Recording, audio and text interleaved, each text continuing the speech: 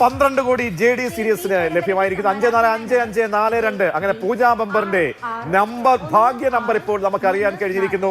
നറുക്കെടുപ്പ് പൂർത്തിയായിക്കൊണ്ടേയിരിക്കുകയാണ്. മറ്റ് സീരീസുകളിലേക്കുള്ള ഉപസമ്മാനങ്ങളുടെ, അനുബന്ധ സമ്മാനങ്ങളുടെ നറുക്കെടുപ്പാണ് ഇപ്പോൾ നടന്നുകൊണ്ടിരിക്കുന്നത്. JD 545542.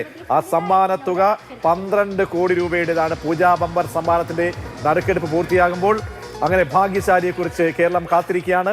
ഓരോ ഭാഗ്യ സമ്മാനങ്ങളുടെയും നറുക്കെടുപ്പ്, ബമ്പർ സമ്മാനങ്ങളുടെ നമ്മൾ അതിനുശേഷമൊക്കെയുള്ള കാത്തിരിപ്പ് എല്ലാ തവണയും വലിയ സസ്പെൻസായി മാറിയിട്ടുണ്ട്.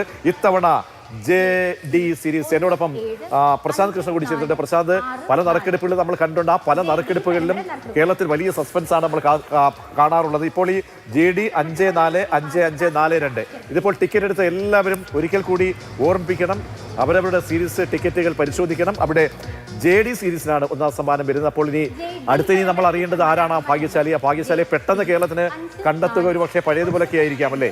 അവർ വല്ലാത്തൊരു സസ്പെൻസ് ആയിരിക്കും.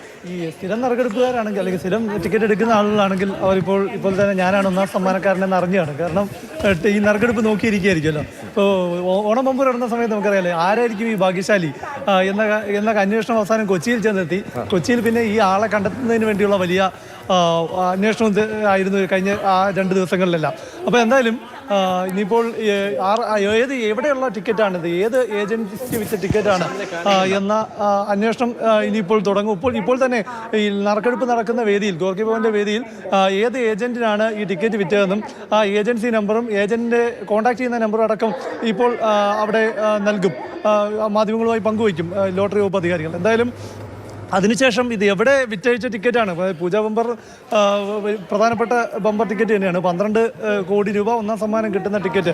എന്നാൽ ഓണം ബമ്പർ കഴിഞ്ഞാൽ ഏറ്റവും കൂടുതൽ ഒന്നാം സമ്മാനം, ഏറ്റവും വലിയ തുക സമ്മാനം നൽകുന്ന ടിക്കറ്റുകളിലൊന്ന് പൂജാ ബമ്പറാണ്. അപ്പോൾ അതുകൊണ്ട് തന്നെ ഭാഗ്യശാലി കേരളത്തിന് പുറത്താണോ കേരളത്തിനകത്താണോ എന്നതെല്ലാം ഇനി അറിയേണ്ട കാര്യം തന്നെയാണ്. ഒരു 5455 ഒരു സ്പെഷ്യൽ നമ്പർ പോലെ തോന്നുന്നു അല്ലേ? ഒരു അടിച്ചിരിക്കുന്ന നമ്പർ, ഒരു നമ്പർ സ്പെഷ്യൽ. എന്തായാലും കിട്ടിയ ആൾക്ക്, സമ്മാനം അടിച്ച ആൾക്ക് സ്പെഷ്യൽ തന്നെയാണ്. അതിപ്പോൾ ഈ ഓണം ബമ്പർ പോലെയല്ല. ഓണം ബമ്പറിന് ഒരുപാട് ടിക്കറ്റുകൾ വിറ്റഴിക്കുന്നുണ്ടല്ലോ. പക്ഷേ ഇത് അങ്ങനെയല്ല. ഒരു ബമ്പറുകളെല്ലാം എടുക്കുന്ന ശീലമായിട്ടുള്ള ആളുകൾ മാത്രമേ ഈ എല്ലാ ബമ്പറിലും ഭാഗ്യം പരീക്ഷിച്ചു. ഇപ്പോൾ ഓണം ബമ്പർ എടുക്കുന്ന എല്ലാവരും തന്നെ മറ്റ് ബമ്പറുകൾ എടുക്കണമെന്നില്ല. ഈ പ്രതിദിന ലോട്ടറി എടുക്കുന്നവരാണ് കൂടുതലും ഈ മറ്റ് ബമ്പറുകളിൽ ഭാഗ്യം പരീക്ഷിക്കുന്നത്. അപ്പോൾ 12 കോടി എന്ന് പറഞ്ഞാൽ ചെറിയൊരു തുകയല്ല. അതിൽ നികുതിയൊക്കെ കഴിച്ച് കഴിയുമ്പോൾ എന്താ, എത്ര കയ്യിൽ കിട്ടും? ഇതെല്ലാം കഴിച്ച് കഴിയുമ്പോൾ ഏകദേശം ഒരു 7 കോടി രൂപയൊക്കെ കിട്ടുമെന്നാണ് മനസ്സിലാക്കുന്നത്. അതിൻ്റെ ഒരു കണക്ക് ഇടയ്ക്കൊന്ന് തയ്യാറാക്കി വെച്ചിരുന്നതാണ്. അപ്പോൾ നികുതി ഇപ്പോൾ 12 കോടി ടിക്കറ്റ് ആണെങ്കിൽ 10% ഏജന്റ് കമ്മീഷൻ 10%. ഇതിന് പുറമെ അതൊന്ന് തന്നെ 1.2 കോടി രൂപ വരും. 1.2 കോടി രൂപ ഈ ഏജന്റിന് കിട്ടുന്ന തുകയാണ്.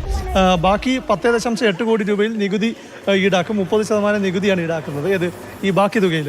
ഇത് കഴിഞ്ഞ് TDS തന്നെ 3.24 കോടി രൂപയോളം വരും. ഇതിന് പുറമെ സർചാർജ് നൽകേണ്ടതുണ്ട്. 50 ലക്ഷം രൂപയ്ക്ക് മുകളിൽ സമ്മാന തുകയുള്ളവർക്കെല്ലാം ഈ തുകയെല്ലാം സർചാർജ് വരും.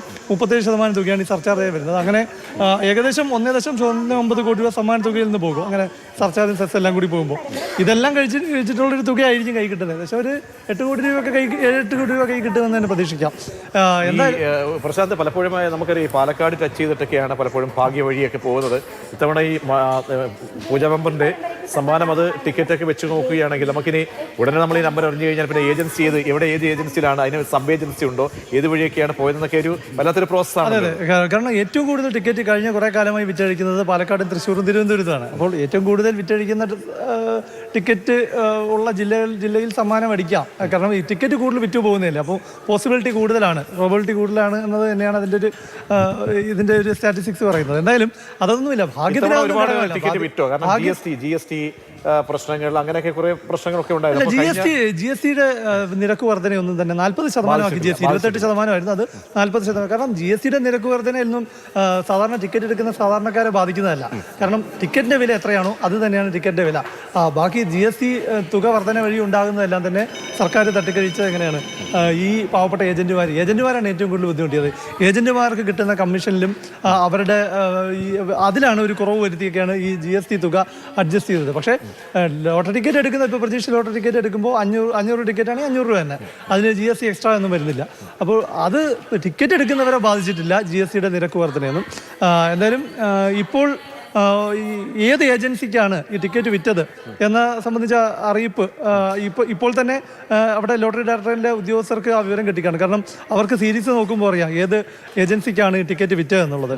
അത് വെച്ചിട്ട് ഏജൻസി നമ്പർ എടുക്കാം, കോൺടാക്ട് നമ്പർ എടുക്കാം. അപ്പോൾ അതിൽ നിന്ന് ഏത് ജില്ലയ്ക്കാണ് ഈ സമ്മാനം പോയിട്ടുണ്ടാകുക, ഇപ്പോൾ ഒരുപക്ഷെ ഏതെങ്കിലും വിറ്റ ജില്ലയ്ക്ക് തന്നെ അല്ലെങ്കിൽ ആ ഏജൻസി ഉള്ള ജില്ലയിൽ തന്നെ സമ്മാനം ഉണ്ടാവണമെന്നുമില്ല. കാരണം അവിടെ വന്ന് വേറെ ടിക്കറ്റ് എടുത്ത് പോയ ആർക്കെങ്കിലും സമ്മാനം അടിച്ചുകൊടുന്നില്ലല്ലോ. അപ്പോൾ അതുകൊണ്ട് തന്നെ ലോട്ടറിയിൽ ഭാഗ്യം, ലോട്ടറി ഒന്നാം സമ്മാനം ഏത് ജില്ലയിലെ ഏജന്റിനാണ് കിട്ടിയത് എന്നതിൻ്റെ അടിസ്ഥാനത്തിൽ മാത്രം ആ ജില്ലയിലാണ് ഭാഗ്യം. നമുക്ക് കാത്തിരിക്കാം.